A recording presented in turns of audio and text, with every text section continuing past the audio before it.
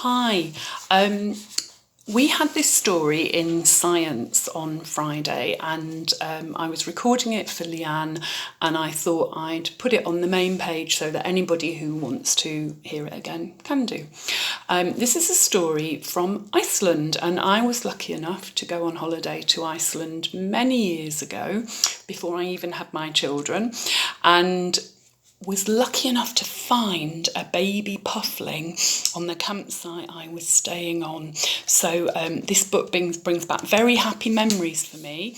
I'm going to read it for you, and then I'm going to ask you a science question at the end. So it's called Night of the Pufflings, and it's about a little girl who lives on Heimaey Island in Iceland. Halla searches the sky every day, and as she watches from high on a cliff overlooking the sea, she spots the first puffin of the season. Soon the sky is speckled with them, puffins everywhere. Millions of these birds are returning from their winter at sea. They're coming back to Halla's Island to lay their eggs and raise puffin chicks. It's the only time they come ashore. They spend all of the rest of their lives at sea.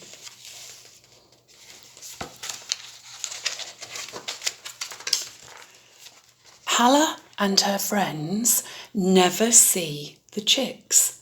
Only the chicks' parents see them. The baby puffins never come out. They stay safely hidden in the long, dark tunnels of their burrows. But Halla and her friends hear them calling out for food. Beep, beep, beep. The growing chicks are hungry.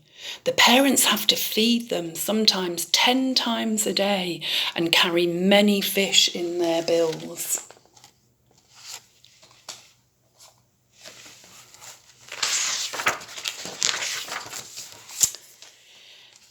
Now it's time for Halla and her friends to get out their boxes and flashlights for the Night of the Pufflings. Starting tonight and for the next 2 weeks, the Pufflings will be leaving for their winter at sea.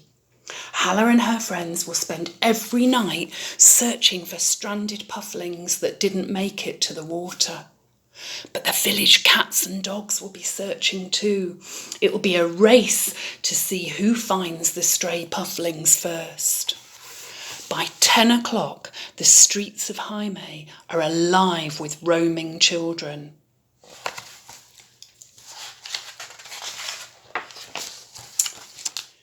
In the darkness of the night, the pufflings leave their burrows for their first flight.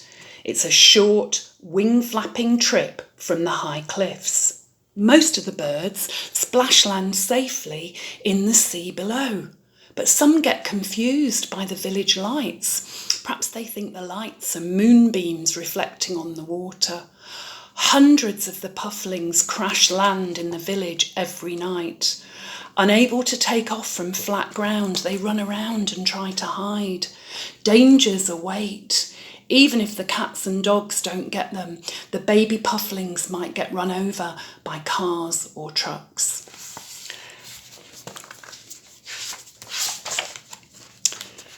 Halla and her friends run to the rescue. Armed with their torches, they wander through the village. They search dark places. Halla's spotted one. When the puffling runs down the street, she races after it, grabs it, and nestles it in her arms. For 2 weeks, all the children sleep late in the day so they can stay out at night. They rescue thousands of pufflings. There are pufflings everywhere, and helping hands too, even though the pufflings instinctively nip at their helping fingers. Every night, Halla and her friends take the rescued pufflings home, and the next day they send their guests on their way.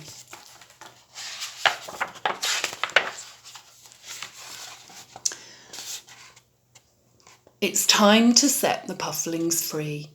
Halla releases one first. She holds it up so it'll get used to flapping its wings, And then, with the puffling held snugly in her hands, she counts. Eit, tia, threa, as she swings the puffling 3 times between her legs. The last swing is the highest, launching the bird up in the air and out over the water beyond the surf. It's only the second time the puffling has flown, so it flutters just a short distance before safely splash landing on the ocean.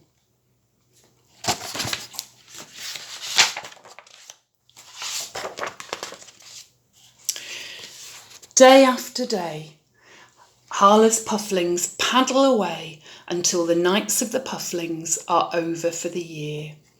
As she watches the last pufflings and puffins leave for their winter at sea, Hala bids them farewell until next year. She wishes them a safe journey as she calls out, "Goodbye, goodbye," in Icelandic. "Bless, bless." So that is the night of the pufflings. Imagine living on that little island and having the excitement of having to stay up late and hunt for pufflings for 2 weeks every summer. What an amazing experience.